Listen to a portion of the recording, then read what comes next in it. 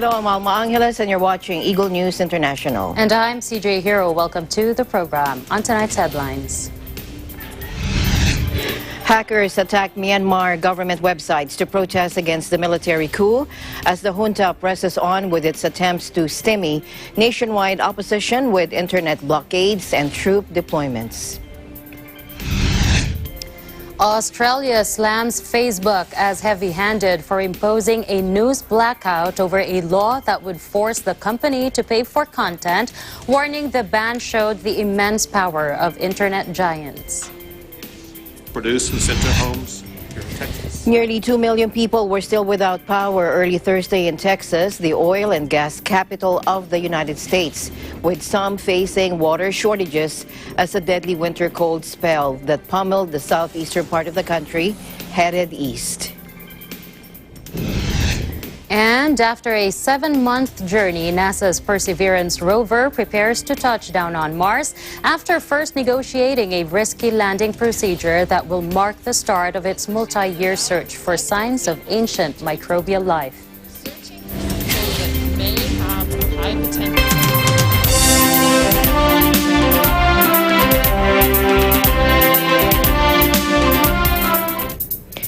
Myanmar anti-coup protesters carrying portraits of Aung San Suu Kyi and her National League for Democracy party flags face off with police at the Myanmar Junction in Yangon. They shout slogans and flash the three-finger salute that has come to symbolize resistance to the coup. Hackers even targeted Myanmar government websites to protest against the military coup as the junta pressed on with its attempts to stymie the nationwide opposition with internet blockades and troop deployments. The cyber attacks came a day after tens of thousands of people rallied across the country to protest against the generals toppling Aung San Suu Kyi's civilian government earlier this month. A group called Myanmar Hackers disrupted websites including the Central Bank, the Myanmar military's propaganda page, state-run broadcaster MRTV, the Port Authority, and the Food and Drug Administration. Cybersecurity expert Matt Warren from Australia's RMIT University said it was likely the aim was to generate publicity. It said connectivity had dropped to just 21% of ordinary levels and was restored 8 hours later ahead of the start of the working day.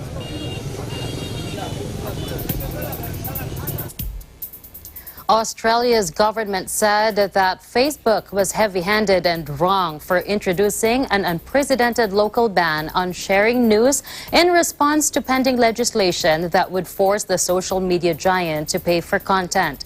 Facebook has been engaged in a lengthy war of words with Canberra over its regulatory push, which tech firms fear could create a global precedent that would require dramatic changes and hit their business model. Let's listen in. Facebook was wrong. Facebook's actions were unnecessary. They were heavy-handed and they will damage its reputation here in Australia.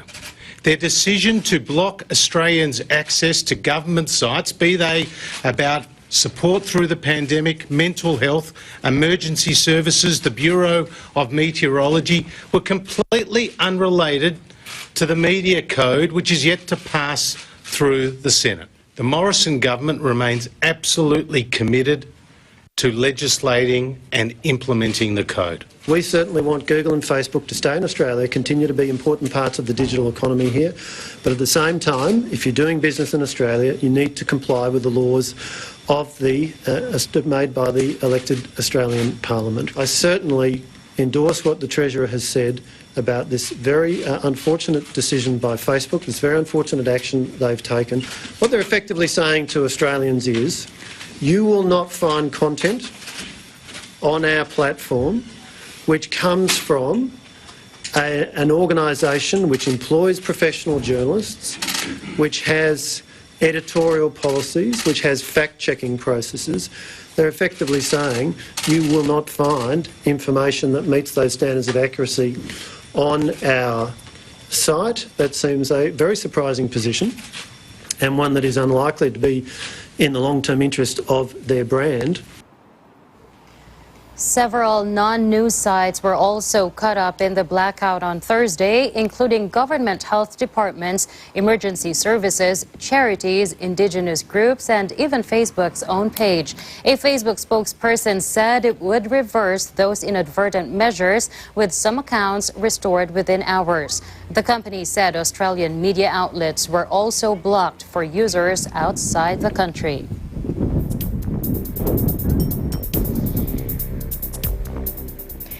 Meanwhile, nearly 2 million people were still without power early Thursday in Texas, the oil and gas capital of the United States, with some facing water shortages as a deadly winter cold spell that pummeled the southeastern part of the country headed east. Texas Governor Greg Abbott said he has issued an order requiring producers to sell their natural gas to in-state power generators. Take a look.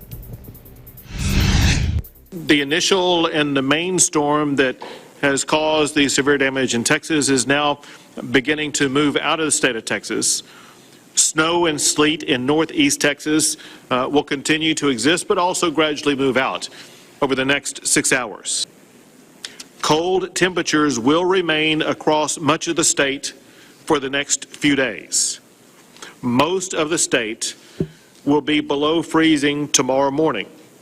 I have earlier today issued an order effective today through February the 21st, requiring those producers that have been shipping to locations outside of Texas to instead sell that natural gas to Texas power generators. That will also increase the power that's going to be produced and sent to homes here in Texas. The National Weather Service issued a winter storm warning for a swathe of the country ranging from East Texas to the East Coast state of Maryland. So why is Texas suffering an electricity crisis? The Electric Reliability Council of Texas, or ERCOT, which operates much of the state's power grid, underestimated the surge in demand caused by the unusually cold weather and used planned outages to avert an uncontrolled blackout. Power companies have implemented rolling blackouts to avoid grids being overloaded as residents crank up the heat. Some families have been out of power for more than 48 hours.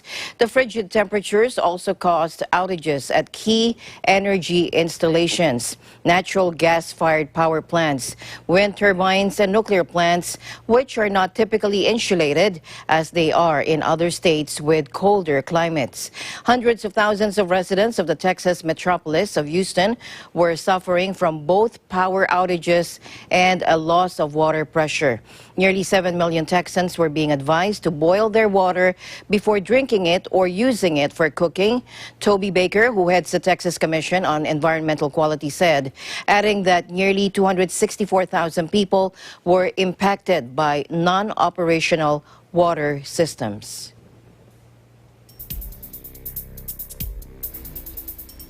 Meanwhile, snow falls on Jerusalem for the first time in 6 years as cold snap sweeps through the Middle East. The snowstorm, the Times of Israel said, was expected to continue throughout the night, dusting parts of the country in white from the north to the south, while other areas saw heavy winds and downpourings of rain.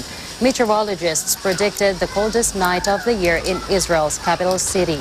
As of Wednesday night, some 2 centimeters of snow had fallen in Jerusalem. The Golan region in the north saw the most snow in Israel Wednesday, measuring up to 40 centimeters or about 1.3 feet in several areas. As a result, most major highways in the area were closed, with police saying they would remain shuttered until further notice. In other news, the corruption trial of Malaysia's scandal-plagued former First Lady will proceed after a judge ruled Thursday that prosecutors had presented sufficient evidence to make a case, boosting efforts to bring her to justice. Rosmah Mansor will now present her defense in the next stage of the case and told the Kuala Lumpur High Court she will take the stand to testify. Take a look. We have produced a pengakuan, which is a certificate by a doctor who says she's unfit to attend court. Most courts will abide with the pengakuan. But His Lordship here, we ordered her to be present today.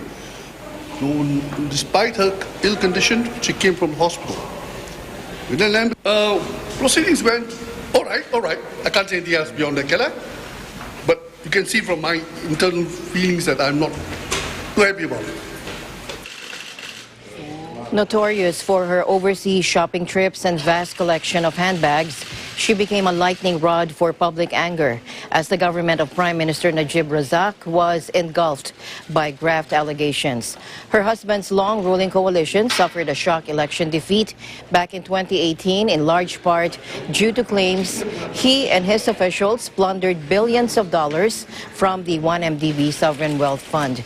Both the former leader and his wife were hit with multiple charges over the looting of the investment vehicle, and last year Najib was handed a 12-year jail term after being convicted in a 1MDB-linked trial.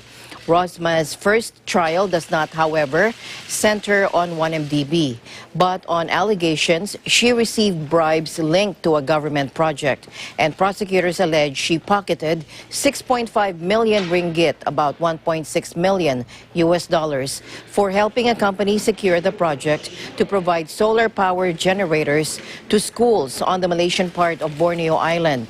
The 69-year-old is also accused of soliciting a further 187.5 million ringgit. She faces 3 counts of corruption in trial, which began a year ago, and denies all charges against her. Najib, who is free on bail as he appeals his conviction, turned up at court to show support for his wife. Meanwhile, Hong Kong police have arrested Jimmy Lai on suspicion of trying to help a fugitive flee the city. His own newspaper reported Wednesday as authorities stack up criminal cases against the outspoken media tycoon. Apple Daily, which is owned by Lai, reported that the 73-year-old was arrested inside Stanley Prison on Tuesday. Lai is already in custody, having been charged in December under a national security law Beijing imposed on the city last year. He is also among a group of 9 leading dissidents currently on trial for organizing one of the huge pro-democracy rallies that swept Hong Kong in 2019. Police did not respond to requests for comment on Lai's arrest, which was also reported by the Oriental Daily newspaper. Apple Daily said the new arrest was linked to Andy Lee, one of a group of 12 Hong Kongers who made a failed attempt to flee last summer by speedboat to nearby Taiwan. In other news, the U.S. Navy said a guided missile destroyer, USS Russell, sailed through the Spratlys Islands in the South China Sea, challenging China's demands that foreign military vessels ask for permission before sailing through the area. The Spratlys Islands are contested territories in the South China Sea, and China has built up its military presence in this area. They constructed fortified outposts on artificial reefs. The Spratlys are also claimed by Vietnam, Taiwan, Malaysia, Brunei, and the Philippines, and some of which put restrictions on the operations of foreign military vessels, as China does. The Navy's 7th Fleet, in a statement, said the latest freedom of navigation operation upheld the rights, freedoms, and lawful uses of the sea recognized in international law by challenging unlawful restrictions on innocent passage imposed by China, Vietnam, and Taiwan. The operation on Wednesday followed a similar one conducted less than 2 weeks ago by the destroyer USS John McCain. The Chinese Defense Ministry expressed frustration with the operation and said naval and air assets were deployed to drive away the U.S. destroyer. President Joe Biden has described China as the most serious competitor and said the U.S. is in extreme competition with China. Biden recently announced the establishment of the China Task Force at the Department of Defense, which says the aim is countering Chinese efforts to overturn the current rules-based structure and use all elements of national power to bend the nations to its will. Hong Kong's government approved the Chinese-made Sinovac coronavirus vaccine after a panel of experts fast-tracked its recommendation despite comparatively low efficacy and limited published data. Officials said the first shipment of 1 million Sinovac jabs was set to arrive from the mainland on Friday. The financial hub's delayed inoculation drive will then kick off a week later on February 26, with the elderly, frontline workers and medical staff to be prioritized. But officials may face an uphill task persuading residents to take Sinovac shots in a city where public distrust of Chinese authorities runs deep. Unlike rival vaccines such as those from Pfizer, BioNTech, Moderna and AstraZeneca, Sinovac has yet to submit its third-phase clinical trial data to medical journals for peer review. Sinovac has been exempted from that hurdle by Hong Kong officials and told they could instead give the information directly to the experts. The advisory panel said it had received adequate data from the company. That data, the panel said, showed an efficacy rate of 62.3% when 2 doses are administered 28 days apart. Late-stage trials in Brazil had shown an efficacy rate of just about 50%, the threshold that the World Health Organization uses to decide if a vaccine is worth using. Meanwhile, Germany's BioNTech said it still intends to provide Taiwan with coronavirus vaccine doses after the island's health chief warned political pressure had scuppered a deal with the company. Taiwanese Health Minister Chen Shih-chung said that negotiations with a German firm to acquire 5 million Pfizer-BioNTech shots fell through in December because someone doesn't want Taiwan to be too happy. His comments raised concerns China might be trying to hinder Taiwan's inoculation drive. Beijing regards democratic and self-ruled Taiwan as its own territory and tries to keep the island diplomatically isolated, including keeping it locked out of the World Health Organization. In a statement on Thursday, BioNTech said discussions to supply Taiwan with doses were still ongoing. The brief statement did not address Chen's comments or explain why the December deal did not materialize. BioNTech has struck a deal with a Shanghai-based Fosun Pharmaceutical Group to bring the vaccine to China, including Taiwan. Beijing has a long history of pressuring both Chinese and international companies when it wants to punish Taiwan. Meanwhile, U.S. President Joe Biden's administration is investing nearly $200 million to increase sequencing of virus variants by the Centers for Disease Control and Prevention from about 7,000 samples per week to approximately 25,000. The U.S. has been lagging behind dozens of countries in its efforts to track virus variants, putting at risk the progress made in containing its COVID-19 outbreak. Let's watch this. 10 states.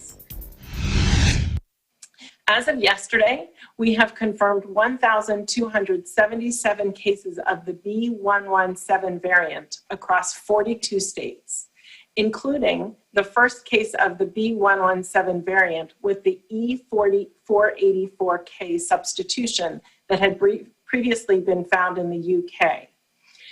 19 cases of B1351 variant have been found across 10 states, and 3 cases of the P1 variant has been found in 2 states. The U.S. is the hardest hit country in the world, with more than 488,000 deaths and 2.4 million confirmed infections, according to a tracker maintained by Johns Hopkins University.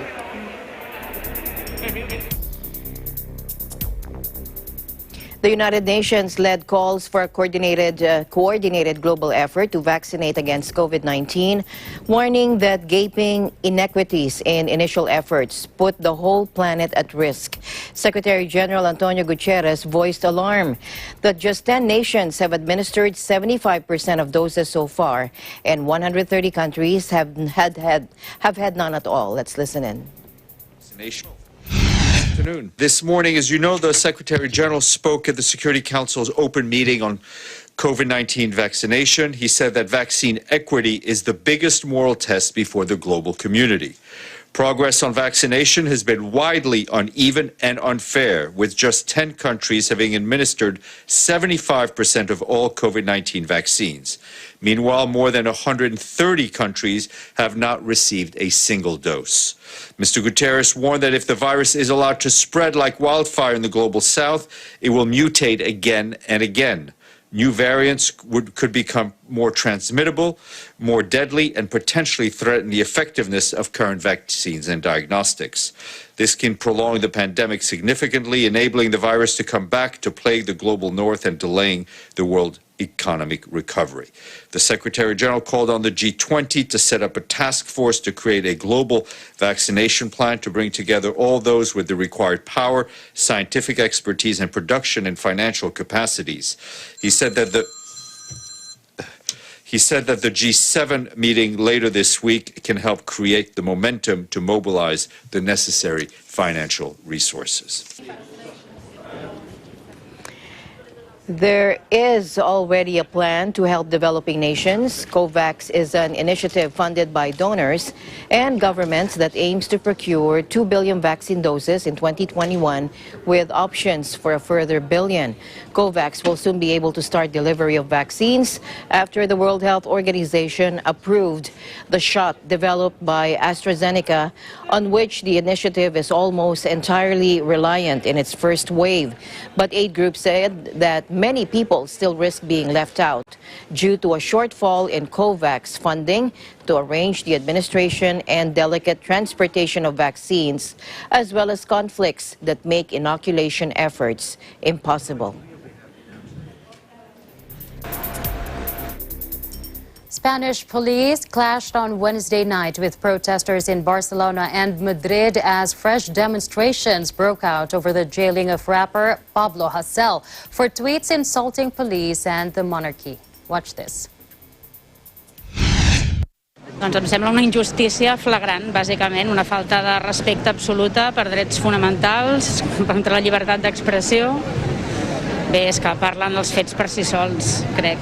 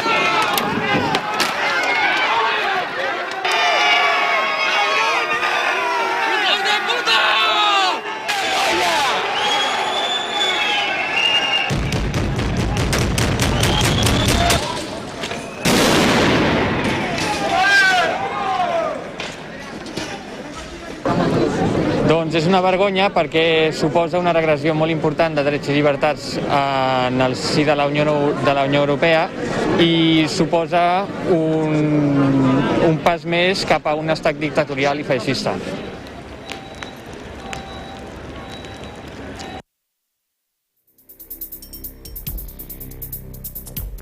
In other news, more than 2.6 million people in Somalia face an extreme food insecurity crisis, according to the UN Agriculture Agency. In addition to damage caused by locust infestations to pasture and crops countrywide, weather forecasts point to below-average rainfall from April to June across most of the country, which will threaten millions of people. Let's listen in. Quick note on Somalia from the Food and Agriculture Organization, which said today that more than 2.6 million people in the country are expected to be extreme food insecurity. Poor rainfall, flooding, desert locusts are the main contributing factors. The situation could worsen through the middle of the year, barring large-scale and sustainable humanitarian assistance. From July to December of last year, aid reached more than 1.8 million people per month on average in parts of Somalia. This large-scale humanitarian government support helped to minimize the magnitude of the crisis. However, funding is needed and urgently to boost efforts to reduce the new food security threats the country is currently facing. Working with the government of Somalia, FAO country representative Etienne Peter Schmidt said that although the agency's teams and partners have delivered assistance and livelihood support, it's crucial to expand the emergency response to keep people eating, save lives, and protect livelihoods. From July to December of 2020, FAO helped to reach more than 1.8 million people per month in parts of Somalia.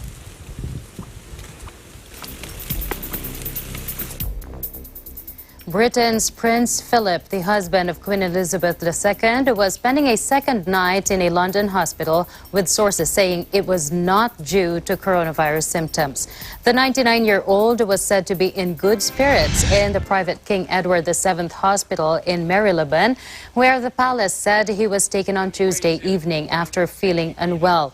The Duke of Edinburgh, as he is formally known, is expected to remain in hospital for a few days of observation and rest, a statement from Buckingham Palace said Wednesday. Sources told AFP he was not taken in by ambulance and had felt well enough to walk into the hospital. The Prince and the Queen, 94 years old, have been maintaining social distancing rules at Windsor Castle because their age puts them at heightened risk from COVID-19. The couple received their first vaccinations in January, the palace said in a rare public comment on the private health matters of the royal couple at the time.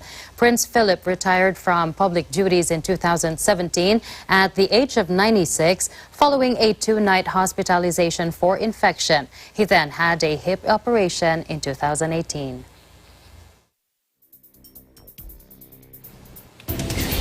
Eagle News, we'll be right back. Stay tuned.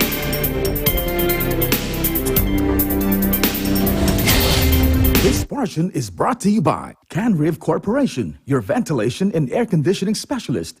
Services offered: supply and installation of elevators, escalators, air conditioners, ventilators, jet towel, hand dryers, generators, access control system, factory automation, and modernization. For more info, please contact Ami Kanke at 0915-263-7198 or 0998-900-3224. Mula noon hanggang ngayon, gabay natin ang MTRCB ratings sa matalino at responsableng panonood.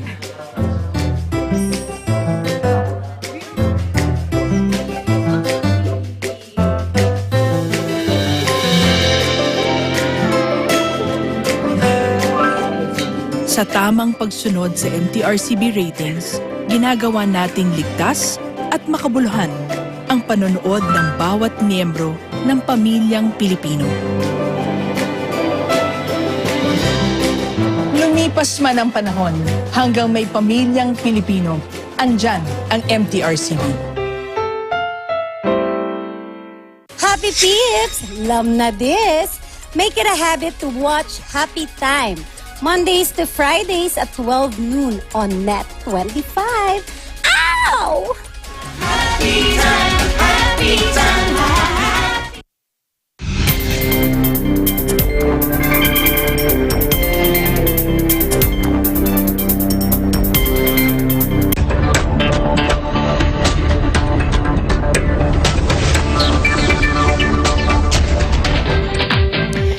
The U.S. Justice Department charged 3 North Korean military intelligence officials in a campaign of cyber attacks to steal $1.3 billion in crypto and traditional currencies from banks and other targets. The first action against Pyongyang by President Joe Biden's administration took aim at what the department called a global campaign of criminality being waged by North Korea. The department accused the 3 of a wide-ranging hacking and malware operation to certain funds for their government, while avoiding punishing UN sanctions that have clinched off its sources of income. The case, filed in federal court in Los Angeles, builds on 2018 charges against one of the 3, identified as Park Jin-hyuk. He was charged with the 2014 hack of Sony Pictures, the creation of the notorious WannaCry ransomware, and the 2016 theft of $81 million from the Central Bank of Bangladesh. The new charges added 2 defendants, John Chang-hyuk and Kim Il. The allegation said the three worked together in the North Korean Military Intelligence Hacking-Focused Reconnaissance General Bureau, better known within the cybersecurity community as the Lazarus Group, or APT-38.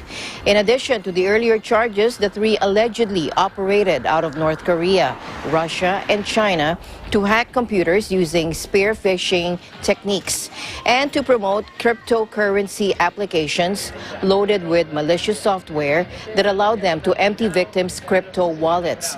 They allegedly robbed digital currency exchanges in Slovenia and Indonesia and extorted a New York exchange of $11.8 million.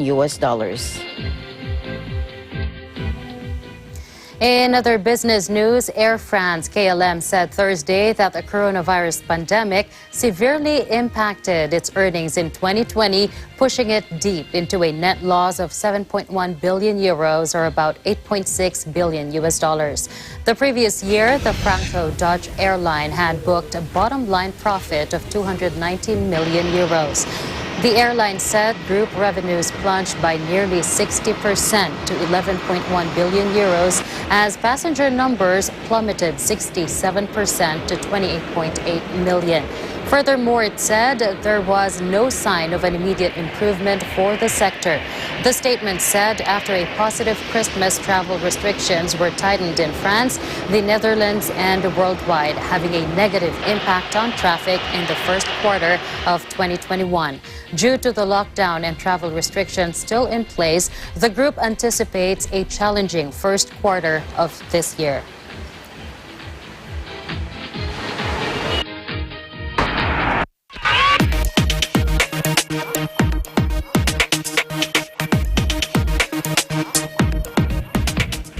After a 7-month journey, NASA's Perseverance rover prepares to touch down on Mars after first negotiating a risky landing procedure. That'll mark the start of its multi-year search for signs of microbial life. Let's listen in.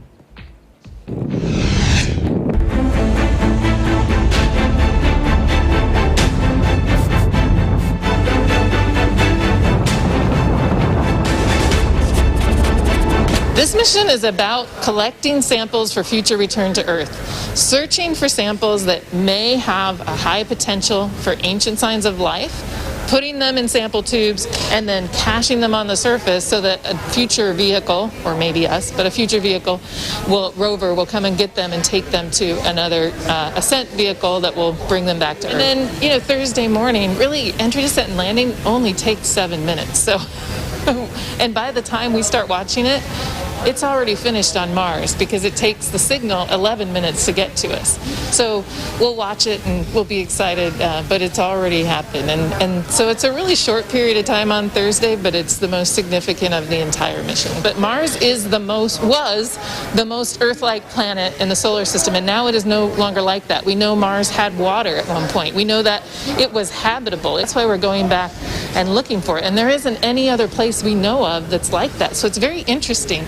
We will learn a lot of things. We've never been able to get back from Mars, right? So the next step that we're building off of this mission is to bring these samples back. If you can bring samples back, eventually you work towards the technologies to bring humans back. And that's a huge step for the Mars program, and I'm very excited about that. We love the fact that everybody is interested in Mars and that lots of folks are sending orbiters now and landing systems. I think NASA is very interested in doing the next harder thing. And so if industry comes in behind us and starts doing the thing we're doing, that gives us the opportunity at Mars to then work on the vehicles that will actually take people and bring people back. NASA notably wants to fly for the first time a powered aircraft on another planet. The helicopter, dubbed Ingenuity, must be able to ascend in an atmosphere just 1% the density of Earth's. Another goal is to help pave the way for future human missions by developing a system that can convert oxygen from Mars' primarily carbon dioxide atmosphere, much like a plant. The space agency is deploying an instrument called the Mars Oxygen in Situ Resource Utilization Experiment, or MOXIE, using a process called electrolysis to produce about 10 grams of oxygen an hour. And NASA is spending approximately $2.4 billion on the Mars 2020, and landing and operating the rover costs around $300 million.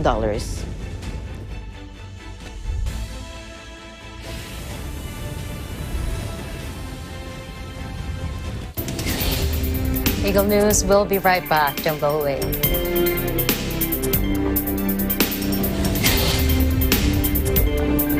This portion is brought to you by Kubert, an expert in air conditioning and electromechanical, also engaged in structural, electrical, fire protection, plumbing, and sanitary services. Kubert, your ultimate MEPS air conditioning solutions.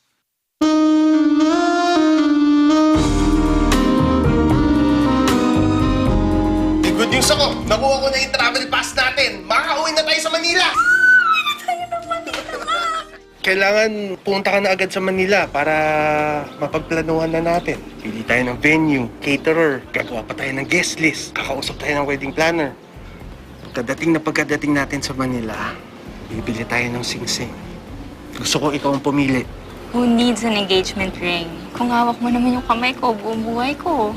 May problema ba tayo, Miss Reyna? Ayaw mo ba ng design ko? Wala tayong problema. Parang hindi ka naman masaya. You seem so sad. Parang hindi ka bride to be.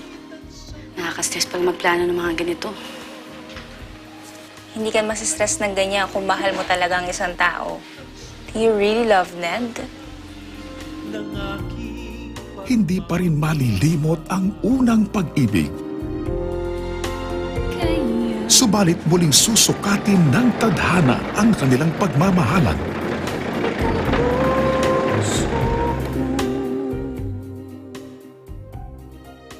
At sa mundong waring walang puwang sa kanilang pagmamahalan, sapat kaya ang kanilang dakilang pag-ibig upang makalikha ng daigdig na sadyang para sa kanila lamang?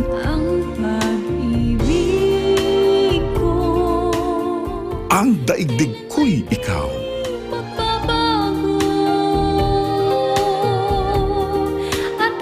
Tuwing Sabado, 8:08 ng gabi. Dito lamang sa Net 25.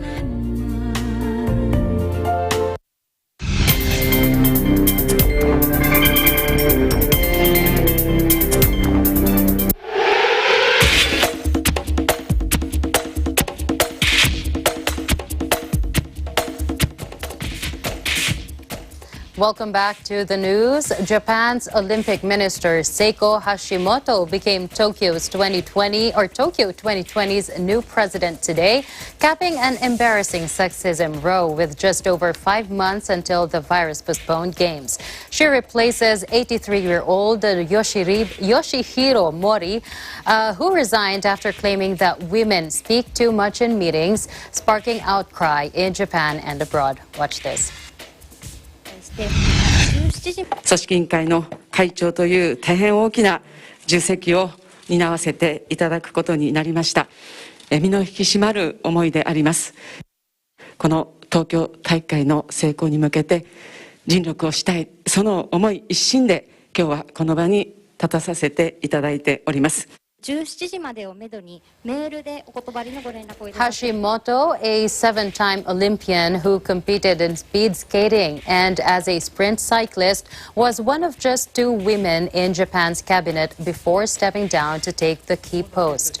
A committee with a 50-50 gender split was formed to find a successor to Mori last week, with Hashimoto immediately among the leading candidates. The former minister had reportedly been reluctant to take on the job, and she will face an uphill struggle to win over the public on the games, which are due to open on July 23.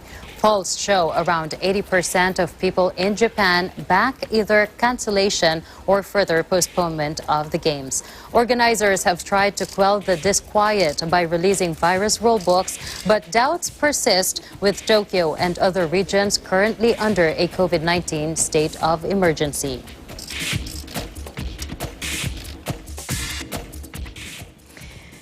In tennis action, Japan's Naomi Osaka brutally halted Serena Williams' latest bid for a record-equaling 24th Grand Slam title as she set up an Australian Open final with Jennifer Brady on Thursday. Take a look. Now, three-time major winner Osaka once again proved the Americans' nemesis with a one-sided 6-3, 6-4 win, which heightened questions about whether Williams, 39 years old, will ever match Margaret Court's all-time record. Williams put her hand on her heart as she acknowledged a standing ovation on Rod Laver Arena and later cut short her post-match press conference in tears, saying, quote, "I'm done." The American has lost 4 Grand Slam finals since winning her 23rd in Melbourne in 2017, and victory over Osaka would have given her a golden opportunity against Brady, who will be playing first major decider. But U.S. Open champion Osaka has never lost a Slam semifinal, and after going 0-2 down in the first set, she reeled off 5 straight games to take charge against a despairing Williams.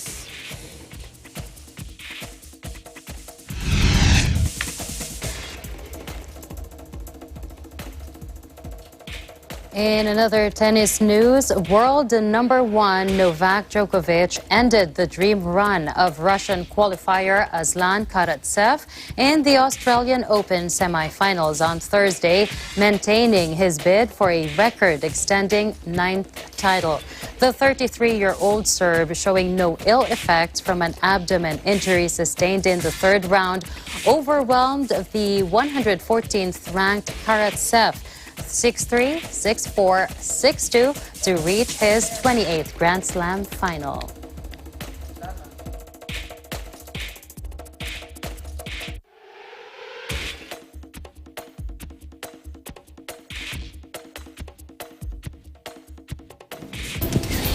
I'm very happy for Osaka. You know, it's nice to see a new breed of athletes Young taking players. over, taking over the field. Well, we will be seeing a lot more of that in the Olympics. If it pushes sorry through. for Serena, though. He saw her in I do, tears. but she has had her time. That's true. She's had her time. That's it for tonight's broadcast. Thank you so much for joining us. I am CJ Hero. Please join us again tomorrow. And at the end of the day, there remains so much more to be grateful for. I'm Alma Angeles, and we live in interesting times.